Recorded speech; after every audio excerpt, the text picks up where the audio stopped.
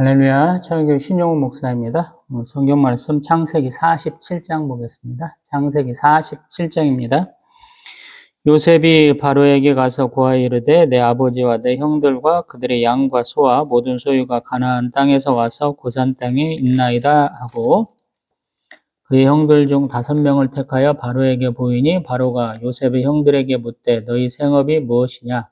그들이 바로에게 대답하되 종들은 목자이온데 우리와 선조가 다 그러하니이다 하고 그들이 또 바로에게 고하되 가나안 땅에 기근이 심하여 종들의 양떼를 칠 곳이 없기로 종들이 이곳에 거류하고자 왔사오니 원하건대 종들로 고센 땅에 살게 하소서.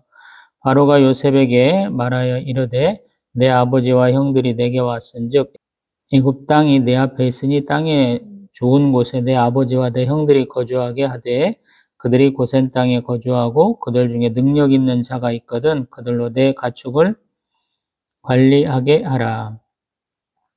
요셉이 자기 아버지 야곱을 인도하여 바로 앞에서 서게 하니 야곱이 바로에게 축복하며 바로가 야곱에게 묻되 내 나이가 얼마냐? 야곱이 바로에게 아뢰되 내 나그네 길의 세월이 130년이니이다. 내 나이가 얼마 못되니 우리 조상의 나그네 길의 연조에 미치지 못하나 험악한 세월을 보내었나이다 하고 야곱이 바로에게 축복하고 그 앞에서 나오니라. 요셉이 바로의 명령대로 그의 아버지와 그의 형들에게 거주할 곳을 주되 애굽의 좋은 땅 라암셋을 그들에게 주어 소유로 삼게 하고 또 그의 아버지와 그의 형들과 그의 아버지의 온 집에 그 식구를 따라 먹을 것을 주어 봉양하였더라. 기근이 더욱 심하여 사방에 먹을 것이 없고 애굽 땅과 가나안 땅이 기근으로 황폐하니 요셉이 곡식을 팔아 애굽 땅과 가나안 땅에 있는 돈을 모두 거두어 들이고 그 돈을 바로의 궁으로 가져가니 애굽 땅과 가나안 땅에 돈이 떨어진지라 애굽 백성이 다 요셉에게 와서 이르되 돈이 떨어졌사오니 우리에게 먹을 것을 주소서. 어찌 주 앞에서 죽으리이까? 요셉이 이르되 너희의 가축을 내라. 돈이 떨어졌은즉 내가 너희의 가축과 바꾸어 주리라. 그들이 그들의 가축을 요셉에게 끌어오는지라 요셉이 그 말과 양떼와 소떼와 나귀를 받고 그들에게 먹을 것을 주되 곧 그 모든 가축과 바꾸어서 그의 동안에 먹을 것을 그들에게 주니라. 그 해가 다 가고 새해가 되매 무리가 요셉에게 와서 그에게 말하되 우리가 주께 숨기지 아니하나이다. 우리의 돈이 다하였고 우리의 가축대가 주께로 돌아갔사오니 주께 낼 것이 아무것도 남지 아니하고 우리의 몸과 토지뿐이라. 우리가 어찌 우리의 토지와 함께 주의 목전에 죽으리이까? 우리 몸과 우리 토지를 먹을 것을 주고 사소서. 우리가 토지와 함께 바로의 종이 되리니 우리에게 종자를 주시면 우리가 살고 죽지 아니하며 토지도 황폐하게 되지 아니하리이다. 그러므로 요셉이 애굽의 모든 토지를 다 사서 바로에게 바치니 애굽의 모든 사람들이 기근에 시달려 각기 토지를 팔았음이라. 땅이 바로의 소유가 되니라. 요셉이 애굽 땅 이 끝에서 저 끝까지의 백성을 성읍들에 옮겼으나 제사장들의 토지는 사지 아니하였으니 제사장들은 바로에게서 녹을 받음이라. 바로가 주는 녹을 먹음으로 그들이 토지를 팔지 않음이었더라. 요셉이 백성에게 이르되 오늘 내가 바로를 위하여 너희 몸과 너희 토지를 샀노라. 여기 종자가 있으니 너희는 그 땅에 뿌리라. 추수의 5분의 1을 바로에게 상납하고 5분의 4는 너희가 가져서 토지의 종자로도 삼고 너희의 양식으로도 삼고 너희 가족과 너희 어린아이의 양식으로도 삼으라. 그들이 이르되 주께서 우리를 살리셨사오니 우리가 주께 은혜를 입고 바로의 종이 되겠나이다. 요셉이 애굽 토지법을 세우매 그 5분의 1이 바로에게 상납되나 제사장의 토지는 바로의 소유가 되지 아니하여 오늘날까지 이르니라. 이스라엘 족속이 애굽 고센 땅에 거주하며 거기서 생업을 얻어 생육하고 번성하였더라. 야곱이 애굽 땅에 17년을 거주하였으니 그의 나이가 147세라. 이스라엘이 죽을 날이 가까우매 그의 아들 요셉을 불러 그에게 이르되 이제 내가 내게 은혜를 입었거든 청하노니 내 손을 내 허벅지 아래에 넣고 인애와 성실함으로 내게 향하여 애굽에 나를 장사하지 아니하도록 하라. 내가 조상들과 함께 눕거든 너는 나를 애굽에서 메어다가 조상의 묘지에 장사하라. 요셉이 이르되 내가 아버지의 말씀대로 행하리이다. 야곱이 또 이르되 내게 맹세하라 하매 그가 맹세하니 이스라엘이 침상머리에서 하나님께 경배하니라. 아멘. 할렐루야. 아멘. 오늘은 2024년 5월 27일 월요일 아침 6시 40분 정도 됐습니다. 곧 오후에는 꼭 여름 같은데 아침에는 조금 쌀쌀하네. 지난 시간에 우리 야곱 가족이 애굽에 이른 데까지 봤죠. 감격적인 상봉을 했고요. 또 들어온 사람 숫자들 좀 세면서 디나를 포함했느냐 말아야 되냐라는 문제를 조금 언급을 해봤습니다. 그리고 지금 요셉이 사전에 조금 준비해 놓은 것처럼 고센 땅에 먼저 가고요. 그곳에서 지금 다시 바로에게로 가서 만나보고 또 자기들의 삶의 터전을 확정하는 장면을 47장에서 보게 됩니다. 이 고센 땅은 우리 나일강 삼각주라고 하나요? 그 나일강이 흘러 올라가지고 우리 하루 쪽에 있는 곳이에요. 그래서 가나안 땅과도 연결되고 또 좀 뭐랄까 활동하기가 좀 좋은 평야지대 같은 그런 개념인 것 같습니다. 요셉은 자기 형들 5을 먼저 보내고요. 그 다음에 아버지도 함께 모시고 가거든요. 그래서 바로의 질문에 미리 사전에 교육시킨 대로 목자라고 그래요. 사실은 아브라함, 이삭, 야곱 다 목자이긴 한데 농사도 하죠. 반농, 반목을 하죠. 이스라엘 땅의 그 특징이 비가 좀 많이 와주면 농사를 좀 이렇게 평야에서는 잘 지을 수 있고 또 이렇게 산간 지역에서는 조금 짓기가 어려운 그런 상황이죠. 근데 쉐펠라라고 그래서 지중해변에는 조금 농사가 되는 땅이고 거기서 이제 에브라임 산지, 유대 산지 뭐 이런 쪽으로 가면 농사 짓기가 좀 힘들죠. 왜냐하면 비가 지중해변 쪽으로 많이 좀 오고는 오면서부터 건조한 바람이 돼가지고 비가 조금 덜 오게 되죠. 그래서 좀 농사가 좀 이렇게 꾸준하게 잘 되는 지역은 아닌데 그래서 목축을 하고 과실 농사를 지어야 되는 땅인데 가타부터 다른 건 다 제끼고 목자라 그래서 저번에 얘기한 것처럼 목축을 싫어하니까 이 바로가 요셉의 가족이지만 좀 멀리 가서 살아라 라고 되는 거예요. 그래서 감시의 눈길도 피하고 또 독자적으로 자기들이 편안하게 살 수 있는 먼 곳을 지금 요셉이 궁구해서 마련한 것이고 실제로 바로도 그렇게 그리고 능력이 있는 자가 있으면 내 가축도 좀 관리해 이렇게 말하는 것이죠. 그래서 어떤 면에서 보면 상고상조하는 것이죠. 그리고 또한 바로가 이제 야곱과 대변하는 장면이 있죠. 바로도 야곱을 축복하고 야곱도 바로를 축복하죠. 왜냐하면 나이가 무려 130세니까 많은 거죠. 이집트에서 바로는 사람이기도 하지만 신으로 대접을 받죠. 자기들이 신 위에 살아있는 신. 그래서 굉장히 높은 지위죠. 근데 또 서로 이렇게 축복하고 끝나고 그다음에 고센 땅 중에서도 특별한 지명 라암셋으로 이렇게 이름 지어진 곳, 명명되는 곳으로 가서 살게 되었다라는 거예요. 그리고 이제 그 7년 흉년, 지금 2년 흉년 만에 이런 일이 있었는데 다른 흉년이 계속되었을 때 어떻게 됐는가라는 상황을 13절 이하로 얘기하고 있죠. 기근이 더 심해진다. 그래. 제가 이런 말도 자주 하는데요. 은혜의 소낙비 이렇게 은혜의 담비들을 우리가 많이 하나님 앞에 간구하죠. 기도하죠. 근데 어떤 때는 이 복된 소낙비가 때로는 재앙으로 바뀔 때가 있어요.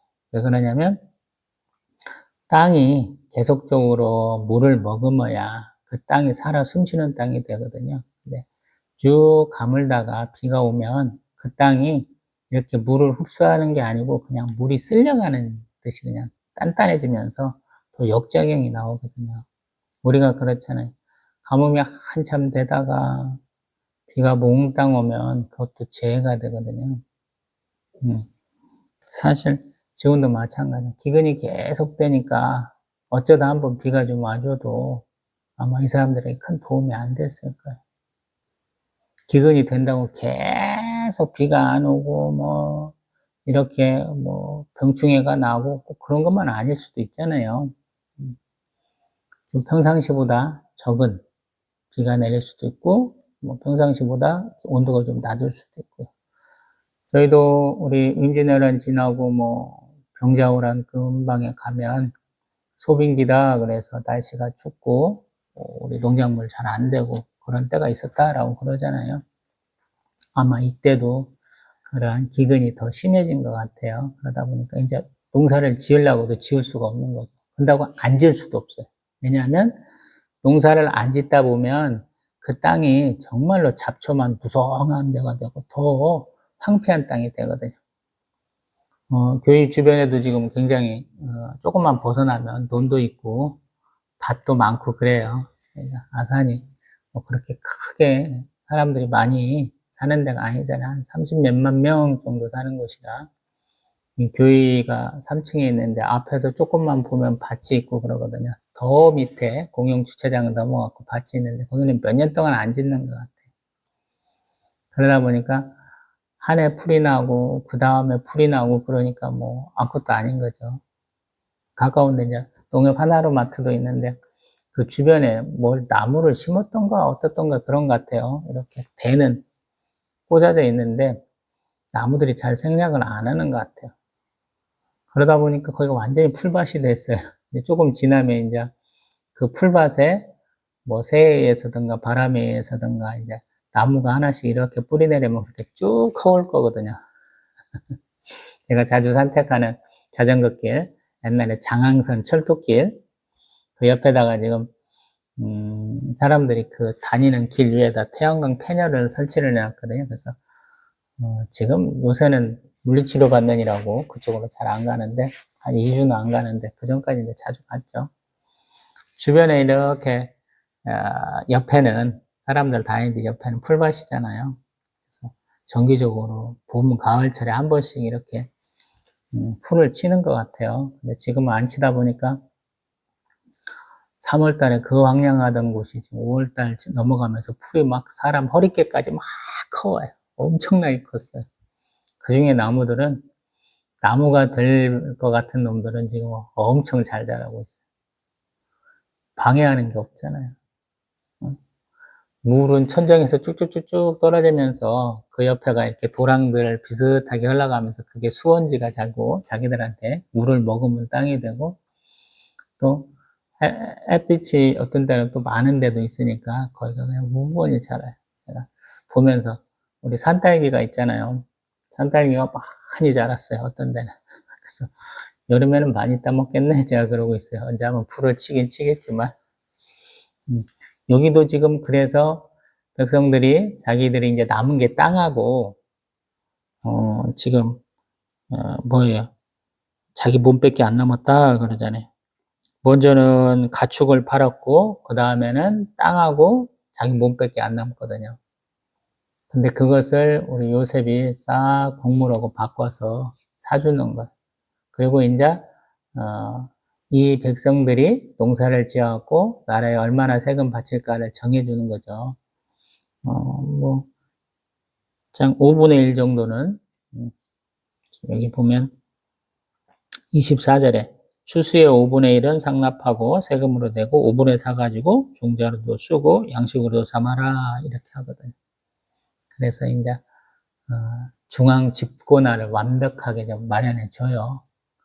각자 토지를 갖고 있으면 자기들이 마음대로 살 수 있잖아요. 내가 먹을 수 있고 내가 권력을 유지할 수 있는 기반이 되는 거잖아요.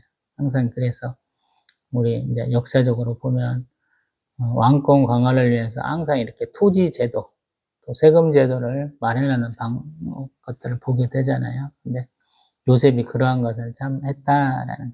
마침 기근이 있어가지고 처음에는 가축을 받고 그 다음에는 처음에는 돈으로 샀죠. 돈으로 사고 그 다음에 가축을 팔고 그 다음에는 자기 몸과 땅을 팔고 이렇게 되는 것이죠.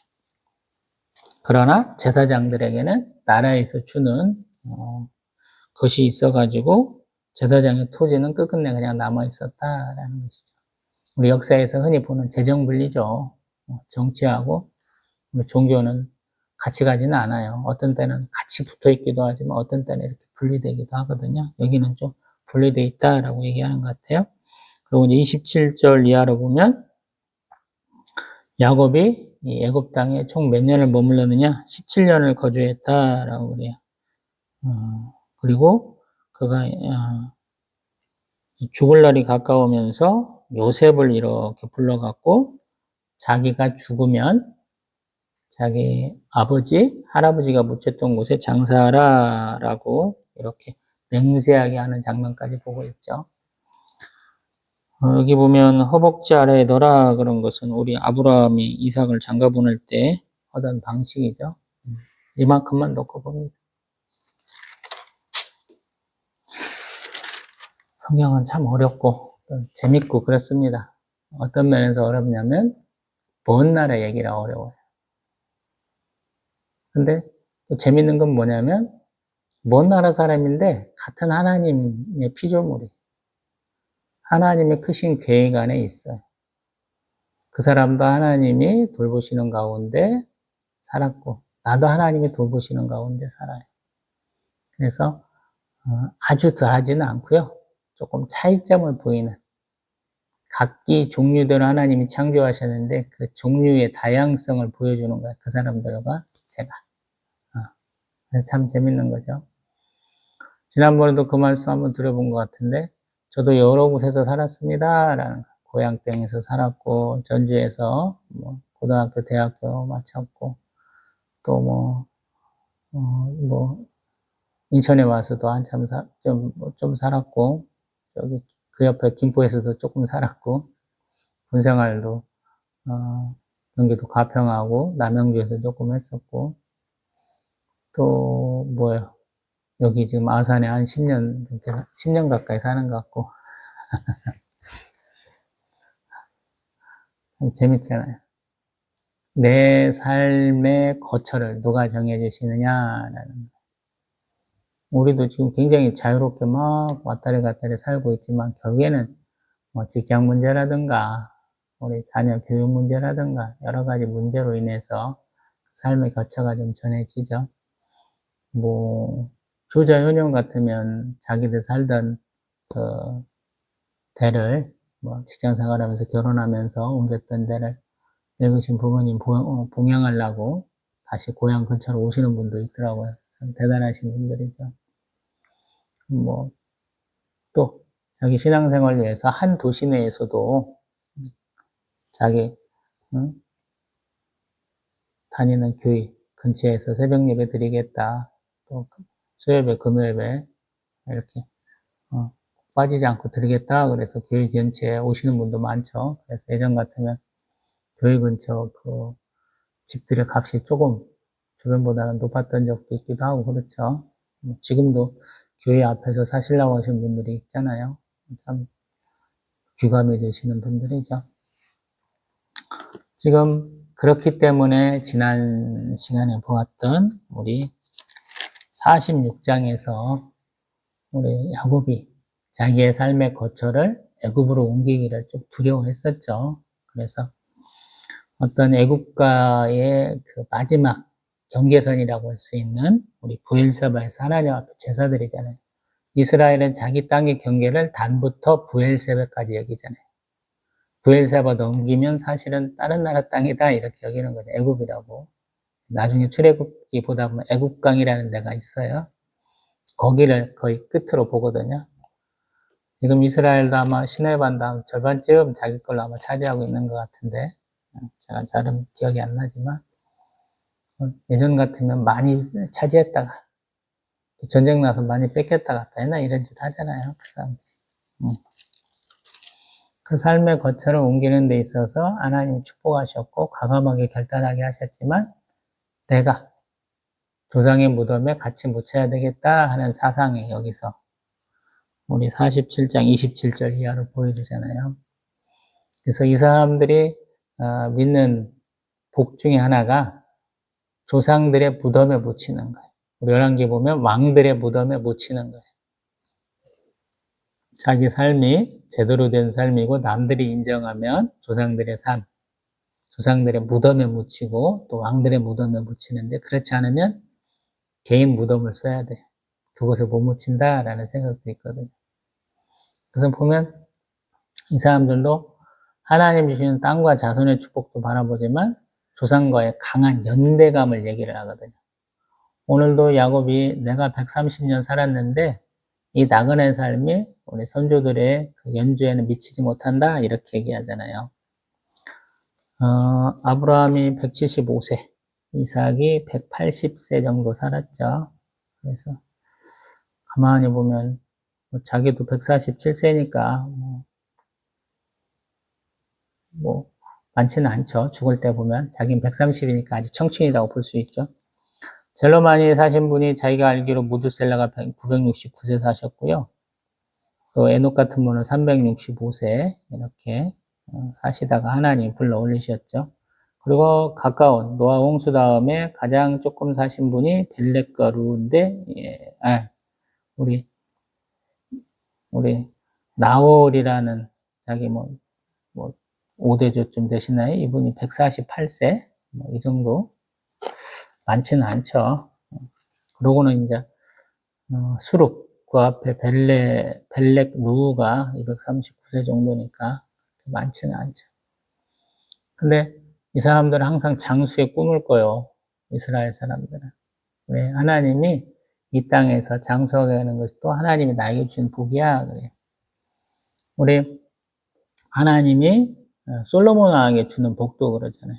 솔로몬이 하나님께 바라기를 하나님 복 주셔서 다윗 왕이 되었고 백성의 수가 너무 많습니다. 많아졌습니다. 그리고 내가 그 많은 백성들을 다스리는 왕이 되었습니다. 그래서 그 사람들을 재판할 수 있는 지혜를 간구하게 되죠. 듣는 마음이라 그래요. 왜냐하면 먼저 잘 들어야 재판할 수 있으니까. 하나님은 그걸 지혜라 그러시고 지혜에다가 부와 또 명예와 마지막에는 소위 말해서 장수의 복을 더하시죠. 오래 살게 하시겠다 그러거든요. 우리 유교에서 말하는 수부, 강령, 고정명, 유호덕, 오덕을 얘기하는 거랑 비슷하다고 제가 몇 차례나 말씀드려보잖아요. 이렇게 어떤 면에서 보면 참 어렵고 힘들게 온 것 같은데 그 다음에는 좀 이렇게 편안하게 가더라. 이게 굴곡이 있다는 말씀이에요.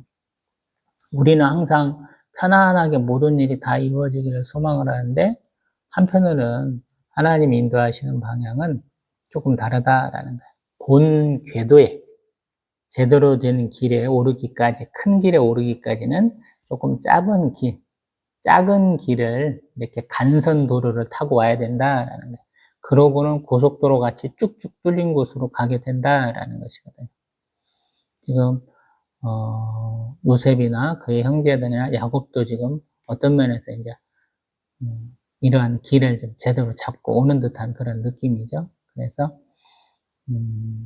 이렇게 되는 거죠. 또 한편으로 보면 하나님의 말씀은 항상 제가 계시의 점진성을 얘기를 하는데 하나님은 분명히 저기 하늘의 무별과도 같은 땅의 티끌과도 같은 바다의 모래와도 같은 자손을 많이 주시겠다 그러고 동서남북 사방 둘러봐 다 네 거야 라고 말씀하셨잖아요. 저기 유보라데가 저기 애국까지도 다 그 사이에 있는 모든 땅 주실 것처럼 말씀하셨잖아요. 근데 독자 이삭이라 그러시잖아요. 유일한 아들이라. 자녀들이 많았어요. 근데 그 중에 하나 독자 이삭을 얘기를 하고 그러고 지금 야곱도 보면은 하나님이 할아버지에게 주신 복, 아버지에게 주신 복을 나에게도 주실 거야 라고 머물라고 그러는데 하나님은 오히려 고센 땅, 라함셋으로 가라 라고 말씀하시죠. 그리고 그 땅에서 이들이 번성하게 되는 것이죠. 이게 하나님의 방식. 제가 저번에도 말씀드려봤는데 과정이 생략되고 결과를 하나님 말씀해 주시거든요. 그래서 우리가 왜 스스로 생각하기에 하나님 그런 경로나 그런 과정은 좀 우리가 생각하는 것과 맞지 않는데요 할 수 있거든요. 그래서 그런 것은 믿음으로 그냥 받아들여야 되는 거예요. 그래서 신앙생활 열심히 하시는 분은 하나님이 나에게 내가 당할 일, 내가 앞으로 행할 일을 말씀을 해주시거든요. 근데 그것은 어떤 과정이 아니고 결과물, 도착지에 대한 말씀이에요. 경유지에 대한 말씀은 아니거든요. 그래서 그 경유지를 내가 막 이렇게 결정할 수 있고, 내가 스스로 판단해서 바꿀 수 있어. 이렇게 경로를 바꿀 수 있다고 생각하기 쉽잖아요. 저는 항상 경로점이라고 얘기하는데, 많은 부분들. 어떤 분이 이만하면 참 수고하고 고생했어요. 하나님 잘 섬겼어. 충성하고. 근데 왜 내가 지금 인생에 그냥 50대, 60대 이렇게 돼가는데 내 인생이 꾸이지? 라고 그러면 제가 드릴 수 있는 조언은 뭐냐면 경로점들을 피해 가셨습니다. 이런 거. 하나님은 여기를 찍어야 되고 여기를 찍어야 되고 여기를 찍어야 돼. 이렇게 아마 경로를 분명히 정해 주셨을 건데 내가 스스로 생각하기에 그것들이 맞지 않다고 생각해서 아마 피해 가셨을 거예요. 제 생각에는. 그러면 하나님이 다시 되돌려 앉고 그걸 다시 찍고 오게 하세요. 되도록이로 다시 해야 돼요. 다시 이렇게 되는 거예요. 그래서 그걸 찍어야 돼요. 많은 분들이 뭐 겪는 일이지만 사역자는 특별하게 가난해야 되고 좀 면시천대도 좀 받아봐야 되고 그 다음에 온전히 하나님만 이렇게 바라보는 뭐라고 해야 돼요? 온전한 믿음을 좀 가져야 돼요. 그렇지 않고 사람의 눈치를 보고 내 가족이라고 내 친척이라고 이런 것들 신경을 쓰고 나아가고 동문수학한 우리 동창이야 가까이 지냈던 분이니까 그분하고 교제를 끝끝내 이어져 가야 돼 막 이런 생각도 막 하시는데 결국에 그런 것들 다 제끼고 하나님 앞에 홀로 서야 되는 것이거든요. 우리는 그때 하나님이 너는 뭐 했어? 라고 물어볼 거거든요. 그때 항상 제가 많이 말씀드린 것처럼 너희가 나를 따르려거든 너희를 부정하고 너희 십자가를 지고 나를 따르라 하신 예수님의 그런 말씀과 똑같은 거거든요. 우리 야곱을 얘기하면서 왜 요단강 서편으로 가족들, 종들 다 보내놓고 가축도 당겨놓고 왜 다시 동편으로 왔을까? 모르겠다 그랬죠. 빈털터리 왔으니 빈털터리 남을까라는 것과 함께 남긴 거 있나 한번 봐야 되고 또 스스로 혼자 있어야 모든 걸 다 떨쳐놓고 한번 생각해 볼 수 있잖아요. 다양한 감정을 가지고 조금 홀가분하게 마음의 정리를 해야 될 필요가 있어서 이렇게 했는지도 모르죠. 아마 그걸 요구하실 거예요. 문제가 있다. 오늘도 그런 것이죠. 변화가 있어요. 이러한 변화를 받아들이겠느냐라는 거. 예전에는 자유롭게 비가 오는 지역, 또 풀이 있는 지역을 따라서 이쪽으로 가고 저쪽으로 갔지만 이제 그게 불가능해요. 여기는 그런 면에서 조금 가나안 땅과는 좀 다른 것이죠. 항상 비가 올 수 있고 항상 이렇게 편안한 가운데 정착 생활을 해야 돼요. 이제 이렇게 돌아다니는 생활이 아니고 정착 생활로 바꿔야 되거든요. 내 삶의 방식을 바꿔야 된다는 거예요. 지금 여기에서. 하나님은 그런 삶의 변화를 주신 것이거든요.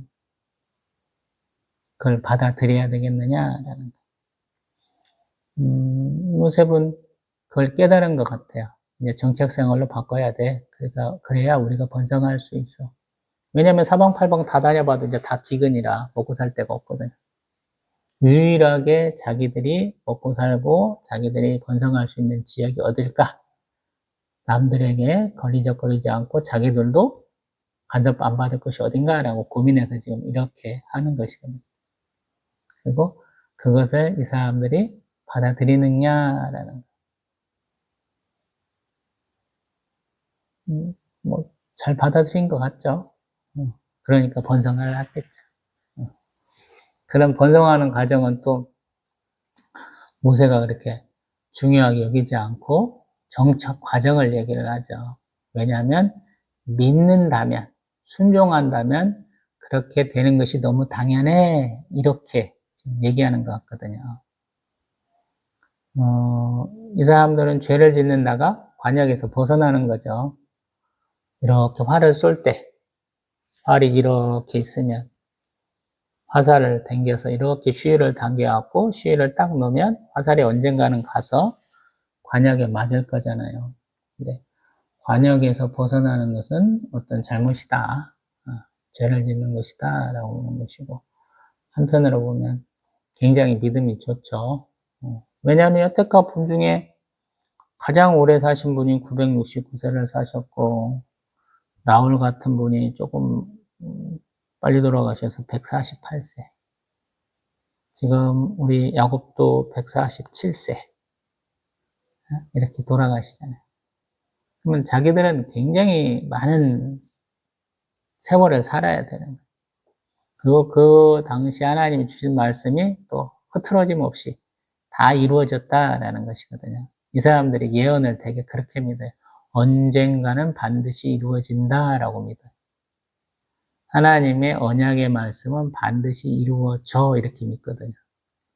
그래서 우리하고는 조금 다른 개념이에요. 한국어도 많이, 한국 사람들하고 많이 비슷하지만,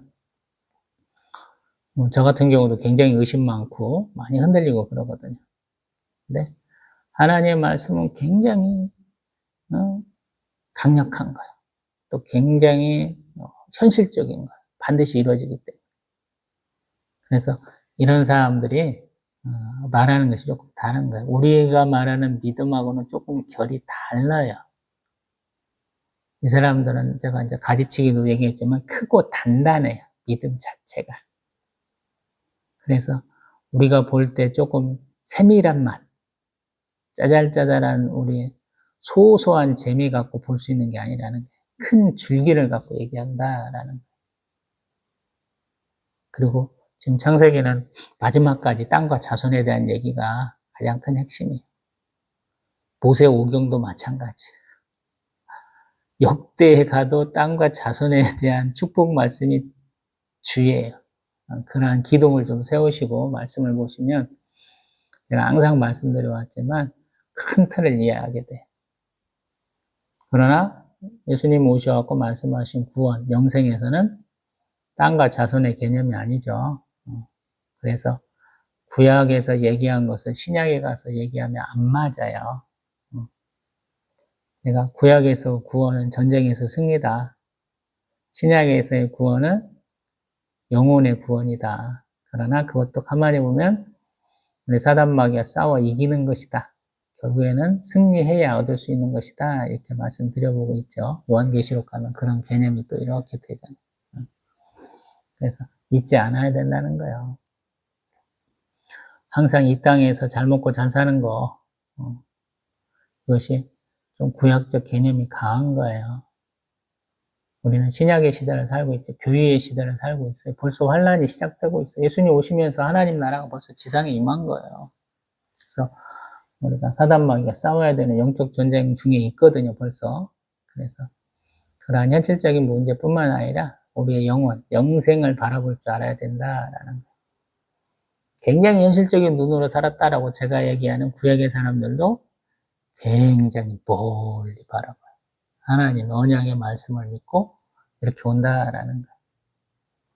야곱조차도 자기를 이렇게 우리 요셉에게 부탁하잖아요. 나는 조상의 묘에 묻어줘 이렇게 얘기하잖아요. 다음 시간에 볼 수 있는 40발장은 더 놀라워요. 저희가 사랑했던 아들 요셉 채석옷 입혀가지고 귀하게 여겼던 아들 그 둘을 친자식의 아들 둘, 손주 둘을 자기 아들 삼아요. 그래서 더 파란만장하다고 봐야 되나, 좀 특이하다고 봐야 되나, 이런 현상들이 좀 일어납니다. 오늘은 제가 바라던 시간대네 30몇 분 안에 끝났습니다. 할렐루야. 다음에 뵙겠습니다.